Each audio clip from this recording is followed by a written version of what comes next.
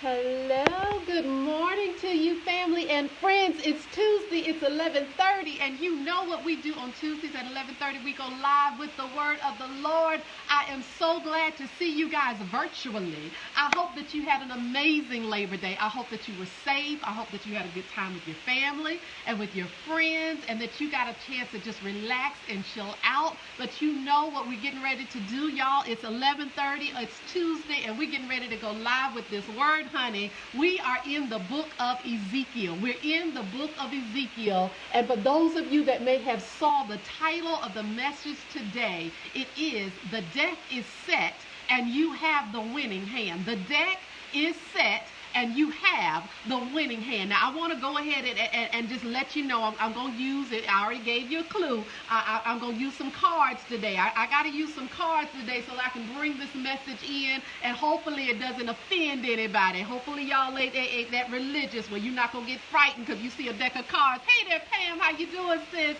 But let's get into this word. We are in the book of Ezekiel. Anthony, big brother, we're in the book of Ezekiel, and Ezekiel comes along. He starts off this book, he's about 25 years old. 25 years old, and he finds himself captive.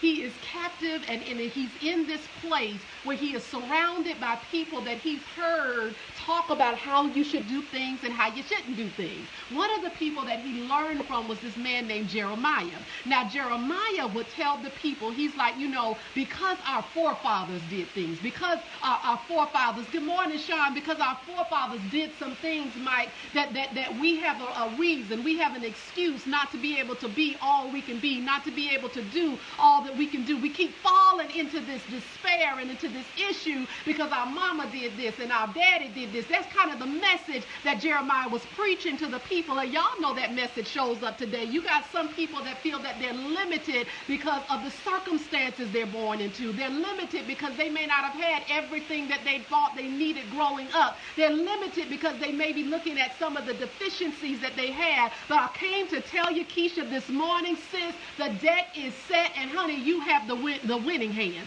The winning hand. Let me break this down to you a little bit further. You see, Ezekiel was 25 years old, and then 30 years he went into ministry. He went into ministry, and he began to see things that other people didn't see.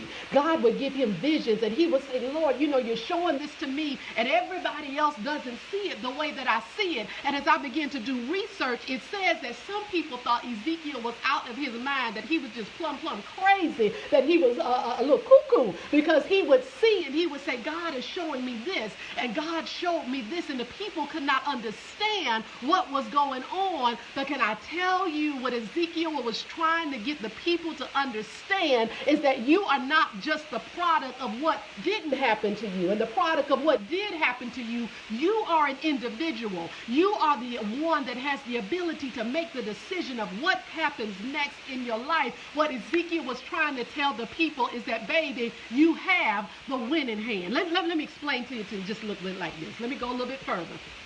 See, I found myself as I was going through this message, y'all. I don't know why, but this is just how God works with me. I don't know if it's an Ezekiel thing, but this is how God works with me. Y'all don't judge me. I was listening to this message. I was reading it and studying it, and I began to think about this card game. Y'all familiar now? I know some of y'all this Labor Day, y'all was playing some cards. Oh, you didn't know I knew how to shuffle. Yeah, baby. Girl know how to shuffle over here. And I began to think of this message. Y'all. And every now when we are, if you're a spades player, if you know anything about playing the game of spades, the whole thing of the game is that there's these cards. Let me slow down. It's 52 to 54 cards in the deck, right? There's 52 to 50, but there's only 14 of these special cards. These are the spades. There's only 14 of these special cards. And when you're playing the game, the thing is, what it said as I was looking up the rules, Miss Elizabeth, I had to find the rules on this game. What it said is that if you don't have a spade in your hand, if you don't have, the big joker or the little joker in your hand, if you don't, maybe it's not a spade, maybe if you don't have a high value card like an ace or a king, if you don't have one of these high-level cards in your hand, you're possibly not going to be able to win that particular game. But I can tell you, if you know how to play spades, if I say that again, if you know how to play spades, honey, you get to this place where you read the rules and you understand how it works. I'm shuffling, baby, I'm shuffling it. And you go through, then let's say that this represents life. And you go through life and you get your little cards and they deal out your hand to you. So you get your cards and they deal to the other player and they get their cards. And y'all hear me dealing and you dealing and you dealing and you go and then you get your hand. Now the purpose of this game, I'm going to teach it to you, baby. I'm going to teach it. You look at your hand and the purpose is to look at the hand that you've been dealt. And as you look at this hand that you've been dealt, if you find yourself in a position where you have a dead hand and there's no spades in it, there's no winning cards, if you will, you can say, you know what, I want to throw that hand in. I don't want to play this particular hand because this particular hand isn't one that's going to show me how I can win. As I was looking up the game of spades, I had to get some education on it. You see, spades started in 1930s, they say. I'm going somewhere with this. Y'all hang on in there with me. It was a game that started in the 1930s. It was a game that simplified bridge and it simplified poker, they said. It became popular during World War II, and the soldiers began to play this game. And as they played this game, it says when they came back, the veterans brought the game back to the United States. And when they brought this game back to the United States, Abdul, it said that the GI Bill was introduced at the same time. I'm going somewhere with this. The GI Bill was introduced, which allowed people to get assistance if they were going to school, to go to college.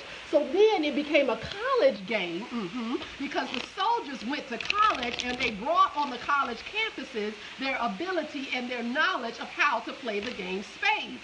But as I was looking at the research, it shows me that when you're playing the game spades and they deal you a hand, that if you don't know how to play the game and you feel that you got a hand that isn't really a good hand, you might start playing these cards. You're playing what you know to play. And then you have to make a bid. The bid is considered a contract. I'm going somewhere, baby. It's a contract. That contract says that, you know what, I think that I can take away about 3 different books from your hand. Lunch money, I hear you, big brother. And then somebody else says on the other team, well, I think I can take about 6 contracts out of your hand. So you begin to play this game. And the objective of the game is for you to play a card that beats out the other person's card. And here's this other thing. This is why this game is called spades. You can play this beautiful card called a spade if they play a card that you can't play, that you may not have in your hand. But what happens, Tab, when you play this card out of turn, because you may not know the rules of the game? It's called a renege. It means that the whole contract is now bad and you forfeit all of those books that you made, and now you got to give them to the other team. Where is she going with this morning? Just hang in there with me. I promise you I'm going somewhere. You see, this was an older game that was introduced in the 1930s. And as I began to look at what Ezekiel was trying to tell the people, he was saying that Jeremiah brought about this message. Nothing wrong with Jeremiah, just like there's nothing wrong with the game of spades. But Jeremiah kind of ministered this message to the people that you may not be able to win the game if you get a hand that doesn't look like it's in your favor. You may not be able to win the game if you don't have all of the spades. If you don't know how to play the room, you definitely don't know how to win the game. He also kind of broke it down that if you get a card, like maybe it's just like a 4 of club, or it's just a little card like maybe a 4 of diamond, or it's just a 9 of hearts. You see, people that know how to play the game know that you want the high cards. You want the cards that have the bigger numbers. You want the cards like the aces and the kings and the queens. You want the joker and the little joker. Where am I going with this?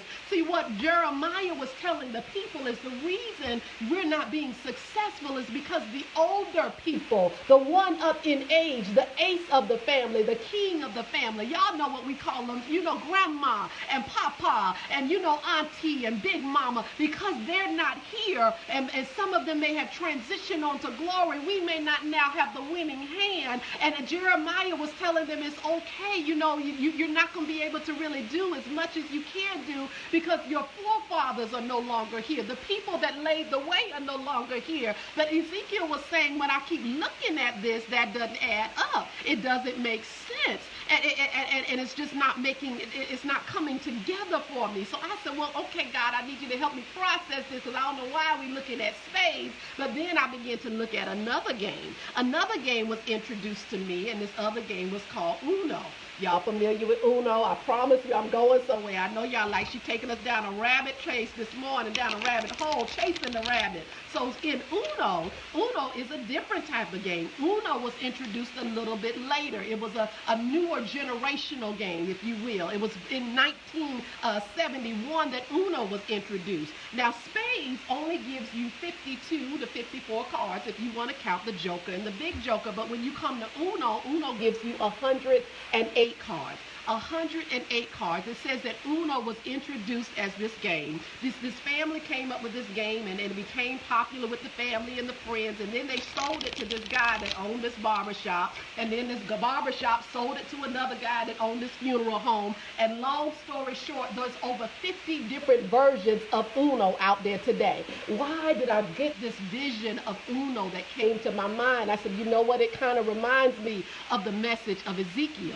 You see, in Uno, what happens is that every card, whether it's a little card, an 8, or a smaller card, or a 4, or it's a real little card like a 1, every card in the game of Uno has value. Every card in the game of Uno, if you play a 1, I can play a 1. You play a 4, baby, I can play a 4. Or you want to do something like you want to reverse, or if I got to reverse, I can reverse that too. You see, every card, all 108 cards in the game of Uno have value.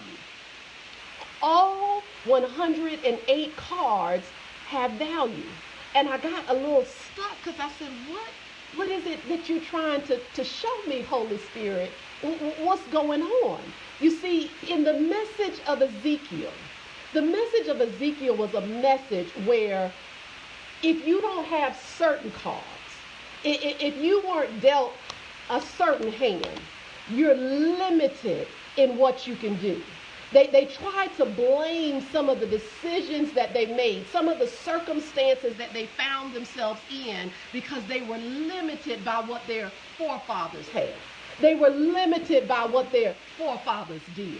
It was a message where almost you could do the blame game. You could say that I'm not here because X, Y, Z, and I don't have this because of X, Y, Z. We see it today. I'm not financially where I should be because I was born into poverty. I don't have the clothes that I should have because, I wasn't taught how to dress. I don't have the education because I lived on this side of the railroad track. I don't have this particular job because no one opened the door for me. It was all of these reasons why people didn't have what they didn't have. And then what that led to was people doing what they wanted to do, which kind of was some of nothing, because they felt that they had the blame game. They could blame it on the cards that they were dealt. But then Ezekiel came on the scene, and he said, wait a minute, I've seen some things, Jeremiah. I'm looking at a different set of cards. And I understand that you're coming with this different mindset. But this is what I'm seeing over here. And when I look at your mindset, it says that I have to have certain cards so that I can win this game. But when I look over here at this particular mindset, every card has value. See, what Ezekiel was trying to get the people to understand, that no matter what your history, no matter your circumstances, no matter what it is that came about during the crossroads of life, every card that you have in your hand is a winning hand. See, some of you don't realize that you've been dealt a winning hand. I know you're looking at your circumstances, and I know you're looking at everything that's going on around you. I know you're looking at your upbringing, and you're looking at some of the choices and the decisions that you may have made. But I want to tell you this morning that the deck has been set, and baby, you actually do have a winning hand. If I were to just use these cards as an example of how it goes, I told you that sometimes you may run up into where somebody may play a little low number on you, a 2. But you see what I love about the whole game of Uno? The game of Uno says I might not have a red 2, but baby, if I got a blue 2, I'm going to put that blue 2 on it, and my blue 2 counts as well. Some people may say, well, Tab, what are you saying in that message? What I'm saying is, stop comparing what you have in your hand to what somebody else has in their hand. At the end of the day, you got something that you can work with. You got something that you can play with, baby. Don't you discredit. You got it, Jermaine. You are a winner. The game is fixed, big brother. Don't you discredit what you have that you're working with in your hand. Sometimes you may come along in life, and this is this little card here. I'm going to educate you on Uno, honey. It's the skip card. And you may feel that, wait a minute, I got skipped. Somebody played a skip on me. They overlooked me for that promotion. They overlooked me in this relationship. They overlooked how I felt about it. They didn't even consider my thoughts, my opinion, my feelings. They just overlooked me, and they made a decision. But can I tell you, baby, that you still have the winning hand? If you just look inside what God has dealt you, there's something that you can play that takes care of that skip. The skip is not the only card in your deck. There's some of you, and you've been going through life, and it's like the reverse has been played on you. Every now and again, you find yourself reversing back and reverting back to old habits that don't serve you, old things, old relationships. Some of y'all recycling some old relationships. You know it didn't work the last time. I don't know why y'all keep going back in that same empty bucket. Baby, some of us keep recycling stuff that we know does not work. Can I tell you, this card still works in your favor? You can reverse it. You can say, you know what? I did it. I tried it, and that didn't work for me, and I'm going somewhere else. I played that card, and now it's time for me to reverse some of the mindset, some of the thinking that I had. So it's time for me to go back in time and say, where did this come from? Am I doing the blame game? Am I saying that I'm lacking because this person did it? Am I saying I'm lacking because this person didn't give it to me? No, sometimes we got to reverse ourselves back and say, wait a minute, this is what I have right now, and I really do have the winning hand. Some of you have been in a position where you've had to do a battle it out. People have started putting some cards down on you, and they saying, now you got to do this. It's called that draw 4. Baby, if you don't know about the draw 4 is dangerous. But what I love about this game called Uno is, like I told you before, somebody can say draw 4, but baby, you can turn around and say, no, I got to draw 4 too. So you don't have to just take what people give to you. Sometimes people give you stuff because they want to see if you can dish it back out. Sometimes that giving you this is so that you can get strengthened to know how to give it back out. Sometimes it's being the ability to build the muscle. It's the ability to build that mindset. It's the ability to know that you don't have to whimper down and take everything. You don't have to be the person that got beat up about every single thing. No, sometimes you do have to respond back. Sometimes you do have to say, no, this isn't right. Sometimes you do have to say, no, baby, I got to correct you on this. And it doesn't mean that you have to be ugly. I told you about that last week. You don't have to be ugly when you're correcting people, but you don't have to just lay down and take stuff. People will dish stuff and say, you do it, but baby, you can say, no, I'm not doing that. You do it. See, sometimes we forget. All that I'm trying to tell you, baby, is that if you would use the game of Uno as an example, you see, Ezekiel used different analogies, different visions that God gave him, and he was able to take it and apply it to life and show the people so that they could have some type of hope as an example that you don't have to stay here just because this is where you came from.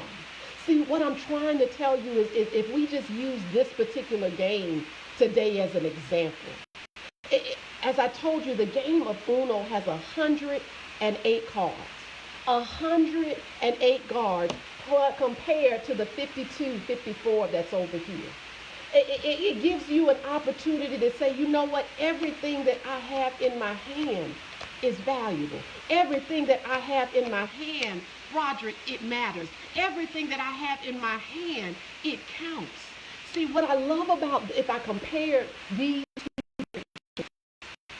in the game of spades, the objective of that particular game is to take. It's to play a card so that you can beat the other card, so that you can take that book, that contract, so you can take it. Somebody plays another card, you play another card. Hey there, Keisha, baby sister, and you take it. The whole point of the game of spades is to take. But I want to ask you this. Has that been working for you? I know you're like, where she go with that right there? You flipped on me for a minute, Tab. How has that been working for you? The take mentality. The let me get it, gotta have it, must take it, must snatch it, must grab it. The all is mine. How has that been working for you lately? You see, what happens in the game of spades is this 500 score that you got to get to. And the goal is to take, but you got to make sure that you bid it correctly. And in every hand, you may not get the best deck, right? So you're having to get your score based off of what you take from others. But what I like about the game of Uno is about getting the cards out your hand. Uno is about trying to be the first one to say, Uno, you know, y'all don't know the rules, I got to get the rules. It's about being the one that gets down to the last card. When I looked at the description of Uno is a shedding game. It's about getting off stuff. And once you get it off, whatever's left in everybody else's hand, whatever's left in all of those things add up as points, and you grab that. See, sometimes we go through life and our goal is tit for tat. Tit for tat. That's that spades game. Tit for tat. Take it, take it, take it, take it, take it. But I want to ask you, when's the last time you shared? When's the last time, and I'm going to bring it back to Ezekiel, you went through the cards of your life, and you began to look at the things that you were holding on to, and you thought that those things weren't a part of the winning hand. Honey, they were part of the winning hand. They were. Let me show you how this works. You got a low card. Something came and you thought that it wasn't the big number. And you dismissed it and you didn't think it had a value because it was small. Today I want to tell you that everything that you have in your life that does not bring value to you, it's okay to shed that card. It's okay to play that card and get it out your hand. But don't think that it didn't serve you. It served you because it was a part of the deck. It gave you an option. It gave you the ability to say, you know what, I got something that I no longer need and I'm getting rid of it. I'd rather have something that I no longer need that I can get rid of than to have nothing at all. You see, when you have nothing at all, you're no longer in the game. When you have nothing at all, and you're bankrupt, you're shipwrecked, there's nothing, you don't even have an option. So even if you got a low number in the deck, baby, what it represents is that you had an option. Today, I want you to be willing to play all of your options. Today, I don't want you to minimize something just because it's a small number, but I want you to shed it. I want you to use it. I want you to play it. You might be given a card, and ooh, I like this one right here, a draw two. You might be given a card and you don't realize that this is a card that's in your hand and you're trying to hold on to this card. And today I want to know, are you willing to shed it? What do you mean when I say that, Tab? What I'm saying is, are you willing to say, you know what? I'm tired of always having to take in stuff. Today is the day where I said, no, I need for you to do your part. Today is the day where I say, no, I need you to pick up some cards. Today is the day where I say, no, I need you to come to the table with an idea. I need you to collaborate. Hey there, Chris, I pulled out the Uno cards. My son watching, y'all. Today is the day where I want you to have the courage to say, you know what? I don't have to keep taking and taking and taking. No, it's time for you to contribute to this. How many of you are in some situations, whether it's work, whether it's a relationship, whether it's a friendship, whether it's a commitment that you've made, and it's one-sided? You're the only one that's taking. You're the one that's picking up cards and adding them to your deck, and before you know it, baby, you can't win the game like this. The object of the game is to travel light. It's to shed it. So some of you need to say, I need you to do your part. And it's okay telling somebody, do your part. Some of y'all are in a game today, and ooh, I like this one right here. Ooh, this is one of my favorite cards, baby, in the game of Uno. This is the swap hands card. This is the swap hands card. See, sometimes we look at other things and we feel like we're stuck in the lifestyle that we have. We feel like we're stuck. Hey there, Miss Diana. We feel like we're stuck in our circumstances. We feel like we're stuck in our financial situation. We feel like we're stuck with the body that we have, the health that we have. Baby, can I tell you today, Miss Linda, y'all can swap hands. You can play this card and say, no, instead of holding on to this, looking at it, saying, ooh, I like somebody else's life, and ooh, I wish I had this. And then sometimes it turns, baby, you got to look out for jealousy. Ooh, they think they all of that. And all it is you got a card in your hand, and you really want to do something different. You want to swap it, but you got to have the courage to play that card. You got to have the courage to say, I had all these cards over here, and your hand was light. Swap. I've decided that, you know what, I don't have to just be envious and watch people do stuff. I can go back to school too. Wait a minute, I don't have to, wait a minute, you making money on the side, you got a legal,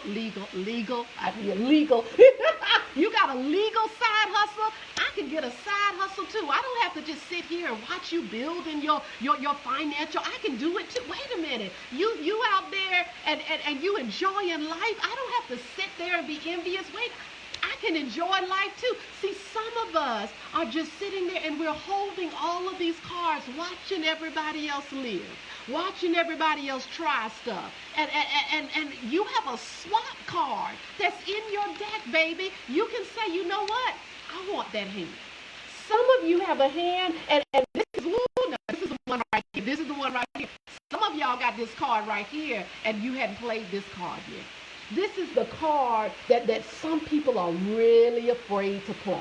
This is the card that some people want to play. They dream about playing this card, but they keep holding on to it. It's a dream that's unlived. It's a song that's unsung. It's a book that's not written. It's a speech that hasn't been spoken. It's a job that hasn't been obtained yet. It's a weight number sign that you're looking for on that scale that you hadn't worked for yet. It's called the wild card. It's the wild. Yeah, I emphasize legal, Shonda. I had to, you know. But it's that wild card. It's the card where you say, you know what, and since my son Chris watching, every now and then, you know, we got a friendly household, and we'll play our little Uno, and he'll play his card. But every now and then, he do this thing on me, and I be getting a little irritated, but it makes me laugh every time he do it. He take that card, and he slap it on me. He said, he slapped that wild on me. And when he slaps that wild, what that wild means is I get to call the shot. I get to say if it's red, if it's blue, if it's green, if it's yellow. And some of y'all are holding on to a wild card today. And what I want to know is, do you have the courage to shed your card? Do you have the courage to say, I'm going after it. I can do it. I've been dealt the winning hand. No matter what happened in my life, no weapon formed against me is going to prosper. I shall live and I will not die. I will have all the things that I have need of. Are you willing to get this stuff up off of you and shed some cards? Are you willing, as the younger folks say, to wild out? Are you willing to play every card that God has placed in your hand? Are you willing to say, you know what? All I need to do is learn how to pack light. All I need to do is get it up off me. See, some of us are living in this mindset of the spades generation. And there's nothing wrong with the game of spades. It serves us well. But you get to this place where you realize you're limited. You get to this place where you realize I can play with 108 cards, or I can just work with these little 52. I can be in a position where, you know what, I'm looking for a winning card, but I don't even have a spade to play. What do you want to do? You see, at the end of the day, what I want to share with you is Ezekiel is a message about using what you have. It's a message about getting rid of the blame game. Ezekiel was calling to, and he was telling the people, he said, too long we keep saying we don't have because of this. Too long we keep saying we don't have because of them.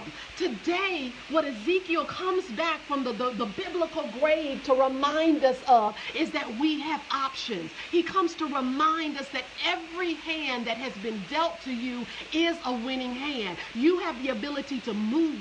You have the ability to reverse some things. You have the ability to skip past some things. You have the ability to cause people to do their part where you don't have to do all the work. You have the ability need to wild out and just call the shots the way you want to call it, but you got to have the courage to shed your hand. You got to have the courage. And here's the thing, just because you shed it, don't get nervous and say, well, I'm out. What's going to happen? When you get light, when you get to a place where you're not holding on to all of this stuff, all of these cards, trying to gather and gain all of this stuff, when you get to a place where, baby, you know how to pack light in Uno, that's how you get the points. You get the points when you get the stuff up out of your hands. So the question I have for you today is, are you willing to get some stuff up out of your hands? Stop holding on to dreams that you know need to be lived out loud. Stop holding on to, I want to do this, and then coming up with these excuses, and it's a card in your hand. Play the card. If you want to do something, play the card. It's as easy as this. I want to get out of debt, then play the card. The card looks like, you know what, I got to stay out the store. The card may look like I need to get a financial planner to help me to just look at this stuff. I don't have to have $1 gazillion. I can have $100 and say, baby, can you show me how to manage this 100? The way it looks is you saying, you know what, let me call the credit cards and say I need a lower interest rate. The way it looks is you saying, you know what, let me look at my mortgage. I might need to refinance for a lower payment. The way it looks is maybe, you know what, we don't need to eat out. We need to cook so that we can save some money from going out to restaurants, and let's just go to the grocery store. You can change the dynamics if you play the card. Some of you are dealing with some health issues. And let me tell you, if you play the card may look like, you know what, let me stop making up excuses. Let me get up out of this house. Let me lace up them sneakers and let me go walk. Let me go exercise. I don't have to have a gym membership. I can walk around my block. I can walk up and down the stairs in and outside of my house. I can exercise. I can do some sit-ups. I can do some push-ups. I can do the work. But you got to be willing to play the card. I can change my eating habits. I don't have to shake salt on everything. I don't have to sprinkle sugar on everything. I don't have to eat all of it. I can eat and eat in moderation, but I got to be willing to participate and play the card and not keep holding on to, oh, I wish I had this and I look this way. Baby, shed that dream and play the card. Some of you are in some relationships and you're like, oh, this isn't what I want it to be. Redefine what it needs to be. Sit down, and playing the card may say, baby, let's have a conversation. Baby, let's talk. Baby, let's work this thing out. Baby, let's go to counseling. Baby, this just ain't a good fit. Baby, I think we've done all we can do. Baby, maybe we haven't, and we just need to go get some help, some support. Maybe we need to try some different things. Maybe we need to get creative. Maybe we need to get out the house. Maybe we need to do something, go somewhere. Maybe we need to look back at why we fell in love and how we fell in love. You don't have to be stuck in this place. Hey, big sister Julia, you just got to be willing to play the card. Are you willing to play the card? See, Ezekiel gave a message of you can't keep going through life wanting the glory of God, but you're willing to forfeit your part, and your part means you've got to participate. I want you to take every card that you've been dealt, every card that you've been dealt in life, and I want you to play it. I want you to play it, and I want you to play it with the mindset, I've got the winning hand. I don't care what comes up against me, I've got the winning hand. I'm going to turn this thing. I'm going to flip this thing. I'm going to win this thing. Who else is shouting Uno for the rest of the day? That's it, baby. I'm going through life, Erica. Uno. Uno. We can't keep going through life trying to gather all the cards. And I want this, and I need this, and this happened to me, and this didn't, and mama didn't do this, oh, and daddy didn't do this, and you know back in, I had a divorce, and you know they fired me from the job. No. No more excuses. No more excuses. It's time out for gathering all of our wounds and all of our things that happened to us and didn't happen to us. Baby, today, what did I tell y'all? Shed them cards. shed it. Shed it. And win the game. That's our message out of Ezekiel. Ezekiel is a message that reminds the people to have hope. He reminds the people that when you've got God in your corner, baby, you can win. He reminds the people that there is no devil in hell that can stop a child of God. But you've got to be willing to do your part. Are you willing to take every card, every single card that has been dealt, and use it to your advantage? Some of you are in situations where you didn't grow up knowing your dad. Use it to your advantage. One day, God may bless you to be a parent. Be a better parent than what you were given. Love your parents because they brought you into this world. But it doesn't mean that you have to hold on to that card and say it's your limitation. Baby, shed that card and use it to your advantage. Some of you were born in circumstances and you didn't have some of the necessities that you needed. The things that you really needed, it was beyond a person being there. You were lacking some of the things. You were lacking some of the meals that you should have gotten. You were lacking some of the love you should have gotten. You were lacking some of the discipline and correction and training you should have gotten. But you don't have to hold on to that. Baby, today you can say, you know what? I'm playing that card. Regina, I'm shedding it. I'm getting it off of my hand. Because at the end of the day, the scripture says, all things work together for the good. You've got to remember that every card that was dealt, that became a part of your deck of life, is working together for your good. Don't hold on to it like it's a death sentence. Baby, it's something that you get to play that says, look what I was dealt. But look what God did with this. Kathy, look at what God did with this. God brought me up out of poverty. God brought me up out of low self-esteem. God brought me out of being overweight. God brought me up out of being underweight. God brought me up out of being unemployed. God brought me up out of divorce. God brought me up out of being suicidal. God brought me up out of that car accident.